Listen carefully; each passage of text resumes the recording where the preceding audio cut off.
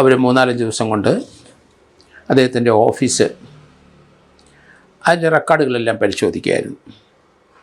പക്ഷേ അദ്ദേഹത്തിനടുത്ത് ചില ചോദ്യങ്ങൾ അവർ ചോദ്യം ചെയ്തിട്ടില്ല എങ്കിലും ചില റെക്കോർഡുകൾ ആവശ്യപ്പെട്ടു.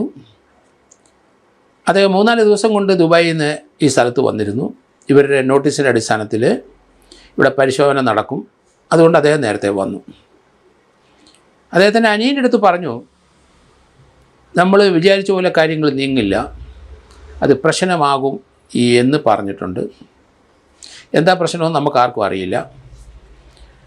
ഇൻകം ടാക്സ് ഉദ്യോഗസ്ഥന്മാർ, എറണാകുളം യൂണിറ്റിലുള്ളവർ, അവിടെ അഡീഷണൽ കമ്മീഷണർ ഉൾപ്പെടെയുള്ളവർ അദ്ദേഹത്തിൻ്റെ ബാംഗ്ലൂരിലെ ഓഫീസിൽ പരിശോധന നടക്കുന്ന സമയം ഒരു 3:15 സമയത്ത് അദ്ദേഹത്തിൻ്റെ അടുത്ത് ചില റെക്കോർഡുകളൊക്കെ ആവശ്യപ്പെട്ടു.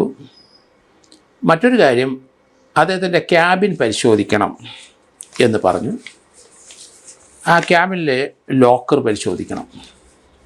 അത് അദ്ദേഹം അനുവദിക്കില്ല, അത് നടക്കില്ല, ഞാനത് സമ്മതിക്കില്ല എന്ന് പറഞ്ഞതായിട്ടാണ് പറയുന്നത്.